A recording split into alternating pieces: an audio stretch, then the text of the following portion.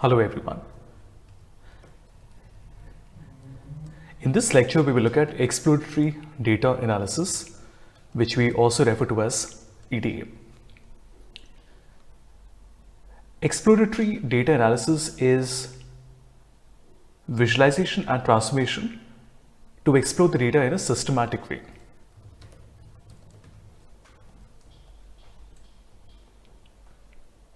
Now, EDA is an iterative cycle, which means that we first generate questions about our data, then we search for answers, and we do this by data visualization, transformation,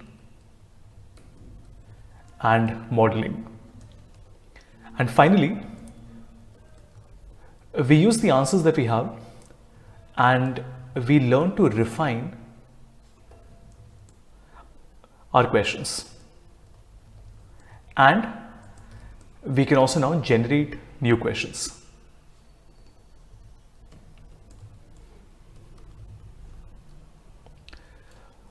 So 3 steps: we generate questions about our data, we search for answers using visualization, transformation, and modeling, and finally, we use answers to learn to refine our questions and to either generate new questions or simply to refine our existing ones and to generate new ones. Now, EDA is not a formal process. That means that there isn't a strict set of rules that you have to follow. It's more a state of mind. That means that as an investigator, as a data scientist, or as an analyst, you're free to investigate each and every idea that occurs to you. Now, some of these ideas will work, some of them will not work. But as in how you keep on exploring, you will hone down to the more productive areas. EDA is super important for data analysis. And even if the client is giving you all the questions, it is still important for you to investigate the quality of the data. Let's start with an example. In fact, before we start with an example, let me talk a little bit more about EDA, and then we can start with our first chart. Now, the simple goal of EDA is to understand data. Now, I know that sounds very broad in scope, but that is exactly what EDA is doing. It's a guide to our investigation. And like I said earlier, EDA is a creative process. It's not a strictly systematic process where you have to follow guidelines and rules. The important thing here is to focus on the quality rather than the quantity of questions. Now, a lot of people say, why can't we ask the correct questions in the beginning? You cannot ask the correct revealing questions in the beginning of your analysis because you do not know what insights are contained in the dataset, which means that each and every new question that you will ask will expose a new aspect of the data and increase the chance of making a discovery. And we want to do drill down analysis by asking thought-provoking questions. Now, there is no rule about which questions you should ask to guide the research.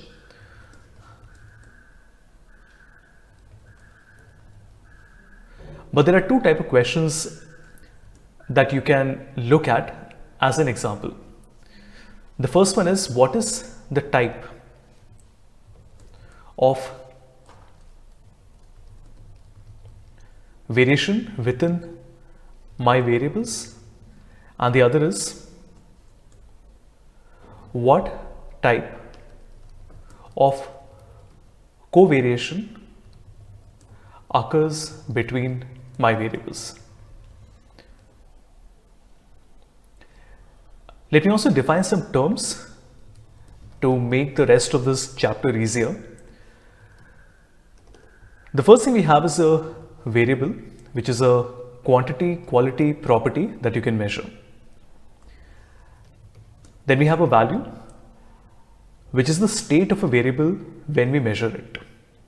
Now remember, the value of a variable may keep on changing with time from measurement to measurement. After that, we have an observation. Observation is a set of measurements made under similar conditions. Now an observation means it will have several values in it, each associated with a different variable. We also refer to this as a data point. And finally, we have what we call tabular data, which is a set of values, each associated with a variable and an observation. So we say that the tabular data is tidy if each value is placed in its own cell, and each variable in its own column, and each observation in its own row.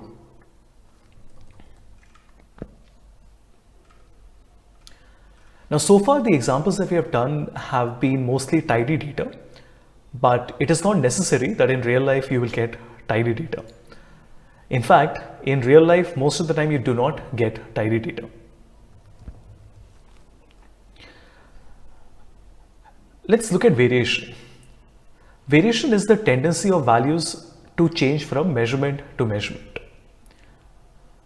So if in real life you are measuring a continuous variable 2 times, it will always give 2 different results most of the time, right?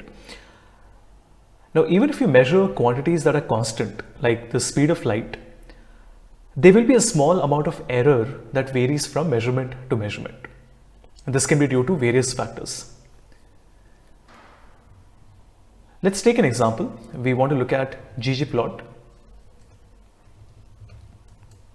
and data is equal to diamonds, which we've already used earlier. And I want to create a geometric bar where the mapping is aesthetic mapping and x is equal to the cut.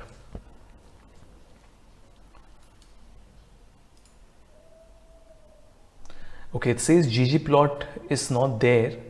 Let me just go to packages and make sure that ggplot has been selected. Perfect. Okay, as you can see, we get a visualization, and the height of the bar is displaying how many observations occurred with each x value. We could have also written diamonds along with the pipe and then write the count of cut. And this would have given me, just a moment, it says could not find the function pipe. Okay, let me just make sure.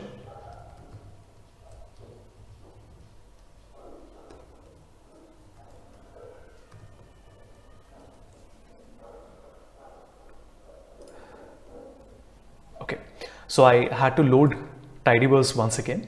And as you can see at the bottom, it tells us 1610, 4906, 12,000, 13,000 and 21,000.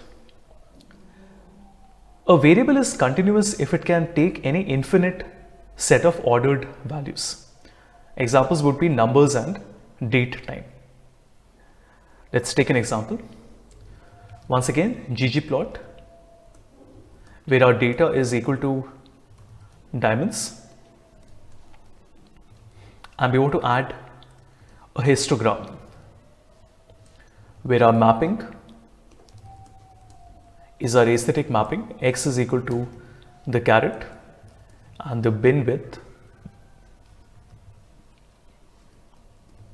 is equal to 0.5.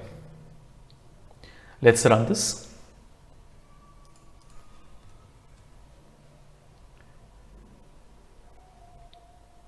Okay, it says there is some error. Let me quickly check. Okay, so data is equal to diamonds. That's all right. Then we have geom.histogram, mapping AES, X is equal to caret. Oh, I'm sorry, bin width. And this time we get a different visualization like this, which means it's continuous data. Again, if you just wanted to see the numbers, we can write diamonds then a pipe, and then we do a count of the cut, width, caret and 0.5. So you can see the numbers here in intervals of 0.25. I'm sorry, in intervals of 0.5. So a histogram divides the x-axis into equally spaced bins. Like here the bin size is 0.5. And then it uses the height of a bar to display the number of observations in each of the bin.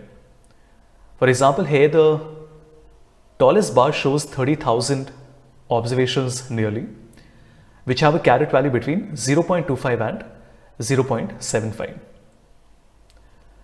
We can set the width of the intervals in a histogram with the bin width argument, which is the measured in the units of the x variable. So remember to keep on exploring the bin width to see how the results change. Let's take an example. I'm going to create an object called smaller with diamonds and a pipe. Then we want to filter caret is less than 3. Now let's do a ggplot. Let me just copy the previous one. This time we'll take the data as smaller. We will take our mapping as AES x caret plus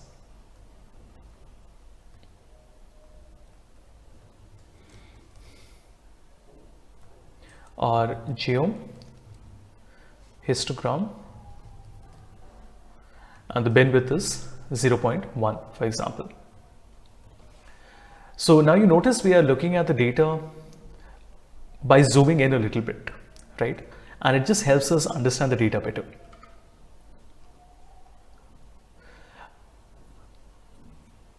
We can also overlay multiple histograms in the same plot.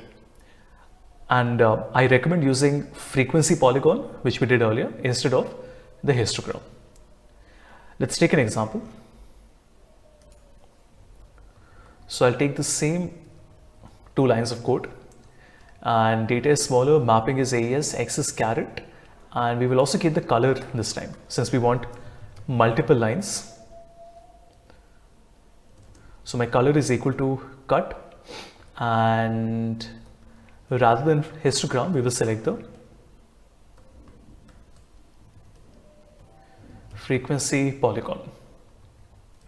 Let's see the result now. So we get multiple lines here. So 5 lines, each of one color, like this.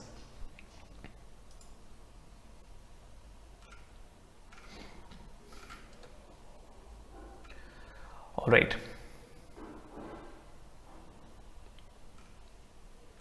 Now, in both bar charts and histograms, tall bars show the common value of a variable and shorter bars show the less common values. Places that do not have bars reveal values that were not seen in our data. So there are certain questions we might want to ask. For example, which values are more common? Which values are rare? Can we see any unusual patterns? I want to give an example and let's see what type of questions we can ask with it.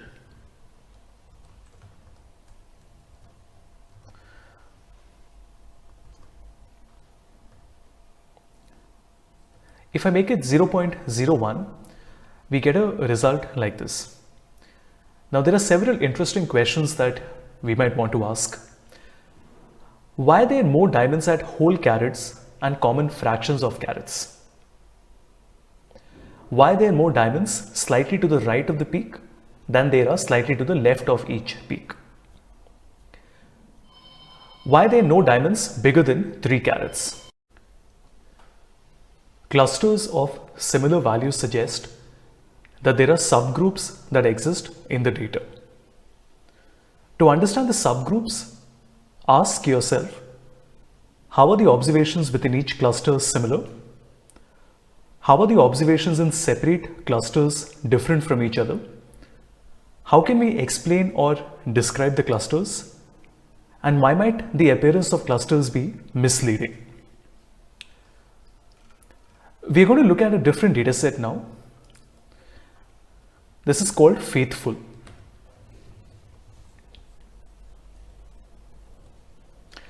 The faithful dataset is the waiting time between volcanic eruptions and the duration in a specific geyser in Yellowstone National Park. So we have 272 observations with two variables. So we have the eruption time in minutes and the waiting, which is the waiting time to the next eruption. So we want to create a visualization now. Let's just copy the previous line of code. So we'll use the data as faithful, the mapping as eruptions, and let's keep this at 0.25. Now there are many questions that will prompt you to explore a relationship between variables. For example, to see if the values of one variable can explain the behavior of another variable, but we will get to that shortly.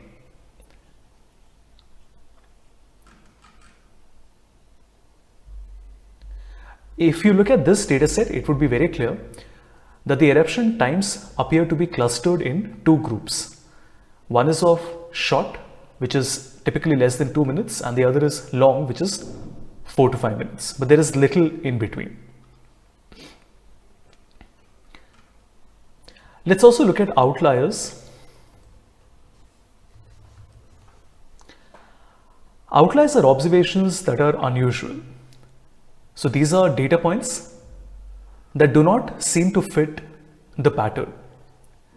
Now some outliers are actually data entry errors, but other times outliers can simply suggest something important. When we have a lot of data, outliers are sometimes difficult to see in a histogram. For example, if we take the distribution of the y variable from the diamonds dataset, let's see what happens. So ggplot diamonds,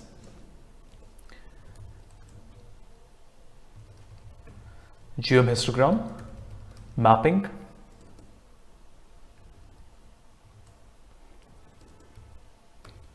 x is equal to y, and let's keep the bin width equal to 0.5. Now here the only evidence of outliers is in the unusually wide limits on the x-axis. There are so many observations in the common bins that the rare bins are so short that you can't even see them. Like if you look really intently at 0, you will spot something.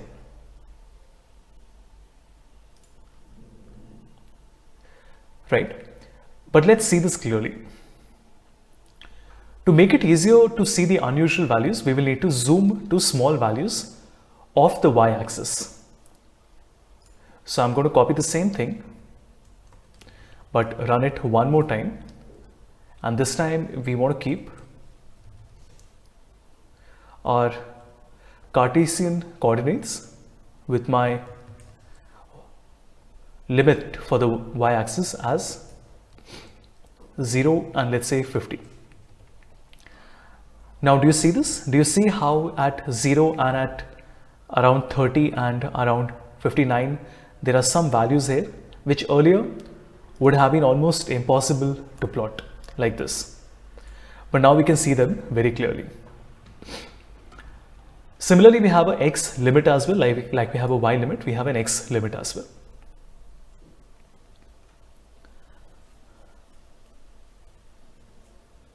Now this allows us to see the data, and we can see there are three unusual values at 0, around 30 and around 60. Now we want to isolate these values, and to do this we can simply say, let's say there's an object called unusual, and in this we want to keep diamonds. Let's use a pipe. We want to filter all values of y that are less than 3 and all values of y that are greater than 20.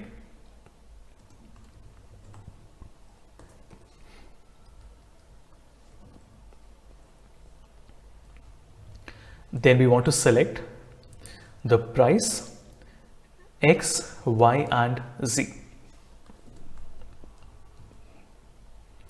And then we also want to arrange Y. Let's see the result now.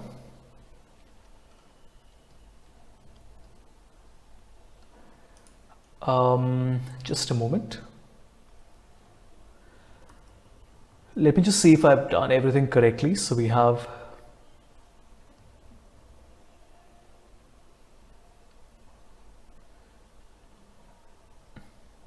I'm wondering why it is not showing us the price. Just a moment.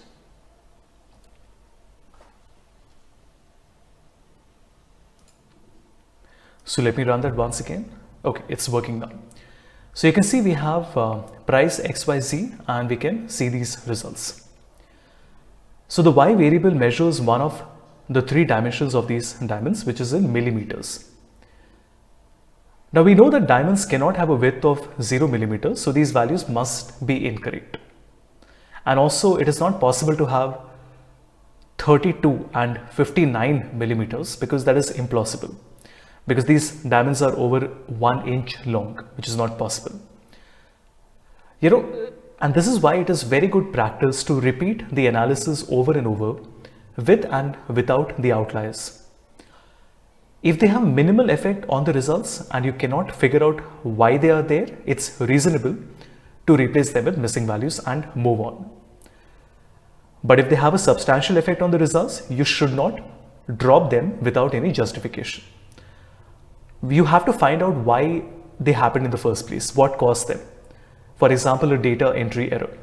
And you have to disclose that you removed them in the write-up, so that when you're presenting the report, the other people understand that you have done that. Let's look at missing values now.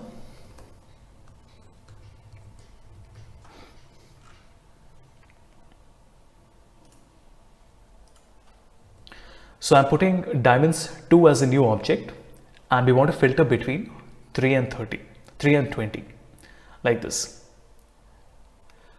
Now I don't recommend this option because one measurement is invalid, and if only one measurement is invalid, it does not mean that all their measurements are. Additionally, if you have low quality data, by the time you have applied this approach to every variable, you might find that you have no data left. Instead, I would recommend replacing the unusual values with missing values. And if you remember, we had already done this using mutate. So we can simply write mutate like this. So what we are doing is, we are using mutate to replace the variable with a modified copy. And for this, we can use the simple if-else function to replace the unusual values. If you look carefully, if-else has 3 arguments. The first argument is the test, which is a logical vector. Here we are checking if y is less than 3 and or y is greater than 20. If either of these come as true, then the result is NA, otherwise the result comes as the same value of y. So remember, like our ggplot subscribes to the philosophy that missing values should never silently go missing. It's not obvious where you would or where you should plot missing values. So ggplot does not include them in the plot, but it does warn you that they have been removed. Let's take an example. So I'm putting ggplot, data is diamonds 2. Then we have the mapping, x is x, y is y, and then we have the geometric plot, the geometric point. And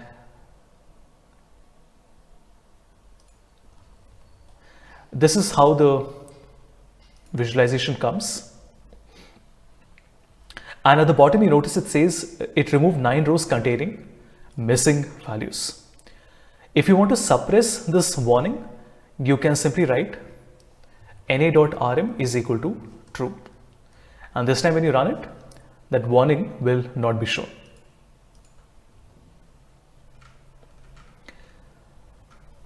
Other times you might want to understand what makes observations with missing values different to observations with recorded values. For example, in the flight's dataset, missing values in the departure time variable indicate that the flight was cancelled. So you might want to compare the scheduled departure times for cancelled and non-cancelled times. Let's see how we do this. So I'm not writing the code once again, I'm just copying it, but let me walk you through it. We have a flights dataset. We are creating new columns. Cancelled is my NA departure time. Scheduled R is my scheduled departure time. And then we are only taking out the R. Then we are taking out the minute. And then scheduled departure time is scheduled R plus scheduled minute divided by 60. The color is the cancelled here and the bin width is 1/4. Let's see the result.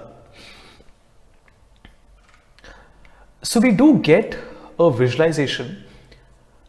So we have cancelled is red and the not cancelled, cancelled is coming as true, which is green, and the not cancelled is false as red.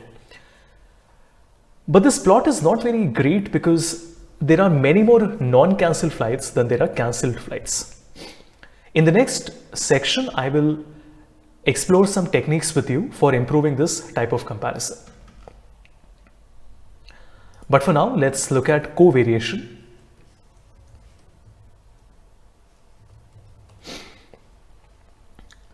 So if the variation describes the behavior within a variable, covariation describes the behavior between variables. Covariation is the tendency for the values of two or more variables to vary together in a related manner. And the best way to spot covariation is to visualize the relationship between two or more variables. Let's take an example.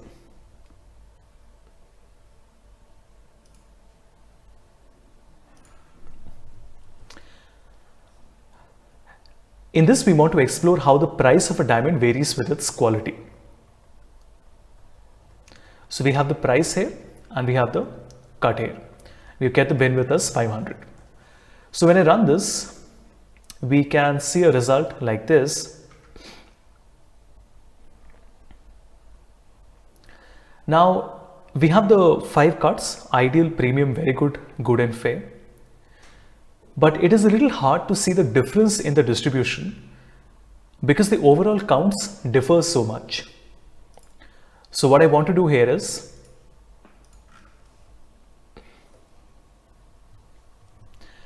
to simply make a geometric bar.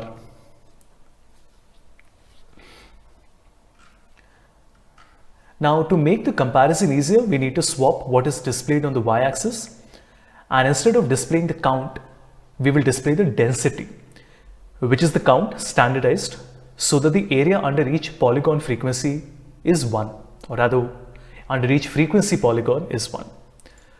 This is going to be a little different, but let's see how we do this. Data is diamonds. The mapping is our aesthetic mapping. X is price. Y, if you notice, is our density, like this. The rest is very simple. Let's see the result. Now this time, if you notice, the area under each one of them is coming as 1. Let me explain that. If we run the first one that we created, it came like this. And now if I run this again, it is coming like this.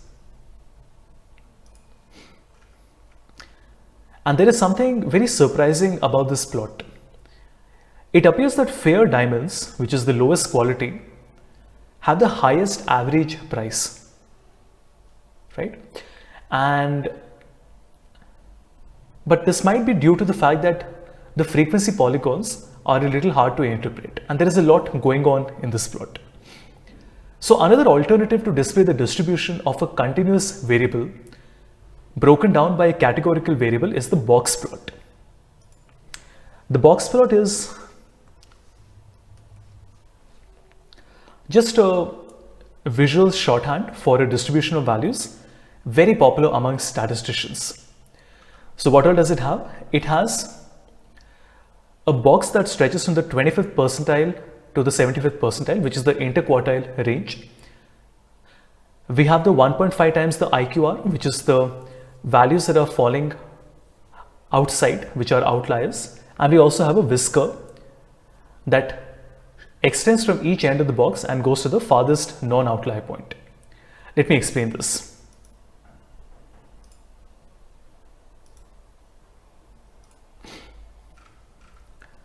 The best way to do this is to take an example.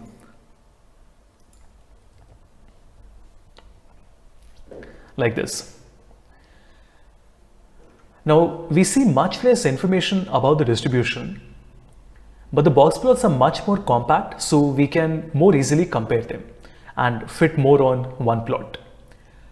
And it's supposed the counterintuitive finding that we had that better quality diamonds are actually cheaper on average. Let's take one more example. Here I'm taking the MPG dataset, which is the cars dataset. We have the class of cars and the highway. Let's see how the result looks. So this is how we can see all the results. We have all the classes on the x-axis. We have the highway mileage on the y-axis. If you want to make the trend a little easier to see, we can also reorder the class based on the median value of the highway. That would be like this. The only difference is now I'm using my median. And now the result comes like this. If you have very long variable names, it is better if you flip the entire chart 90 degrees. And we have already done this earlier. We can use coordinate flip. What this does is the same visual is shown like this. So the x and the y axis are reversed.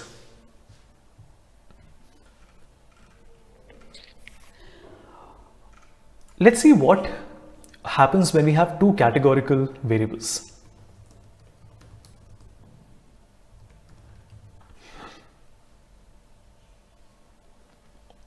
So to visualize the covariation between categorical variables, we will need to count the number of observations in each combination. One way to do this is to rely on the built-in geometric count, which comes like this. So it's very simple. We have color on the y-axis and cut on the x-axis. And the size of each circle in the plot displays how many observations occurred at each combination. And as you can see, the covariation will appear as a strong correlation between specific x and specific y values. If you just want to see the results, we can also see the results like this. So we have all the different cuts here, and we can also see the number here. Let's do something different now, something a little more aesthetically pleasing. I want to create a geom tile, something we haven't done earlier. And now the result comes like this, what we also call a color scale or a heat map.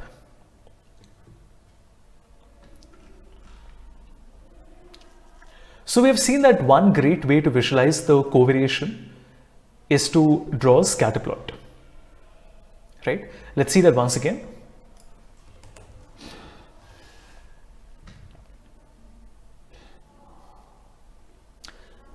So we can see the covariation as a pattern in the points. For example, you can see an exponential relationship between the carat size and the price of a diamond, which means that as the carat size goes up, look how rapidly the price of the diamond is also increasing.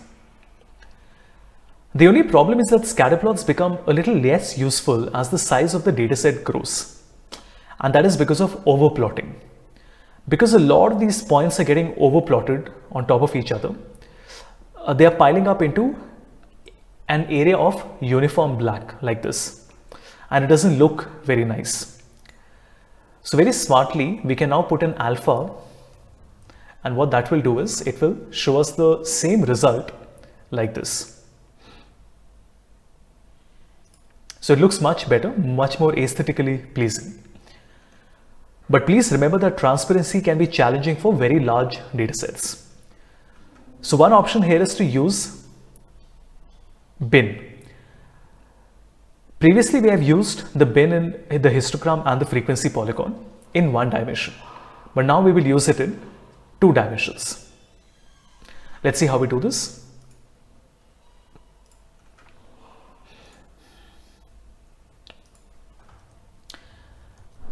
So I am taking my smaller data set and I'm using bin 2D, right? We have X carat and Y price. So my result looks like this. And please also install a package called hexbin, right?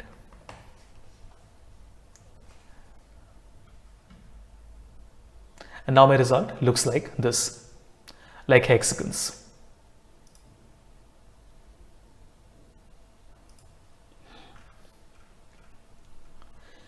Another option is to bin one continuous variable, so it acts like a categorical variable. Then we can use one of the techniques for visualizing the combination of a categorical and a continuous variable.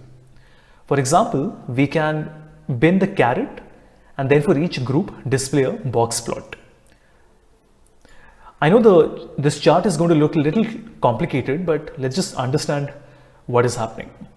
We have the bin as the carat, and then for each group we are displaying a box plot.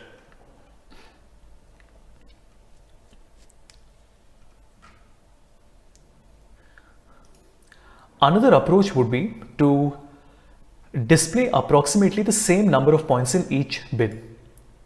And that is why if you want to create a visual like this, we're using the cut number. So the group is our cut number and the carat is 20, right?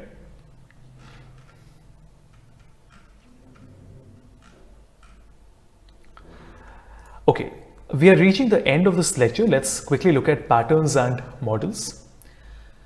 So patterns in our data provide clues about relationships. So if a systematic relationship exists between two variables, it will appear as a pattern in the data. So if you spot a pattern, you have to ask yourself, could this pattern be due to coincidence? That means random chance. How can you describe the relationship implied by the pattern?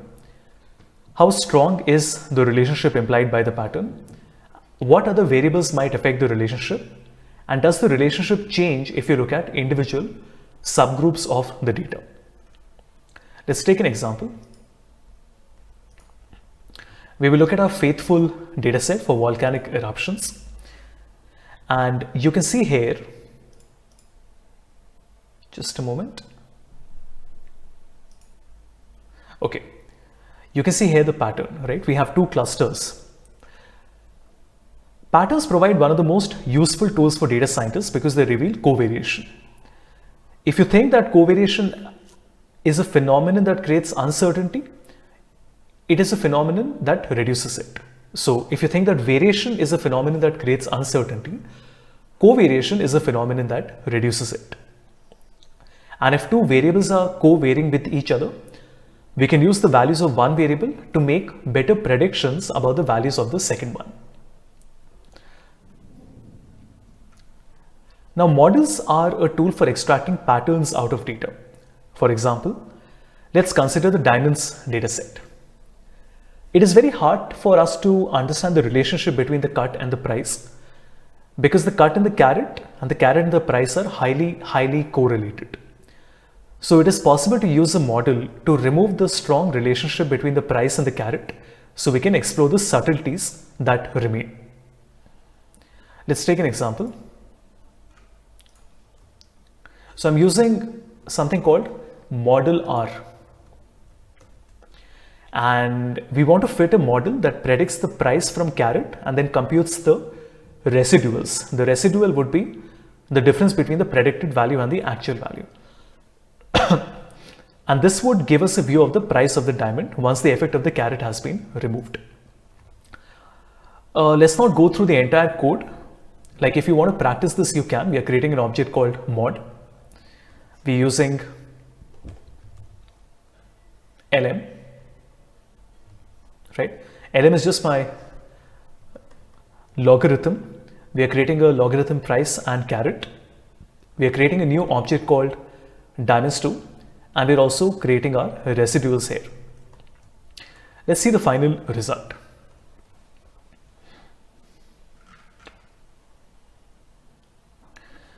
Now, just a moment.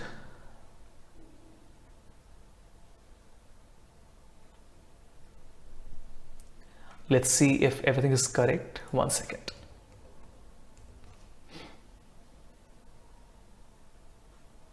Okay. Now, if you notice here,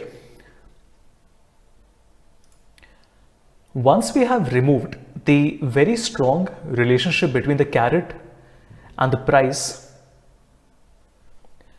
you can see what you would expect in the relationship between the cut and the price. Relative to their size, better quality diamonds are more expensive.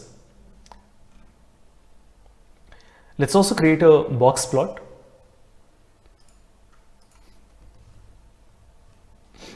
Like this.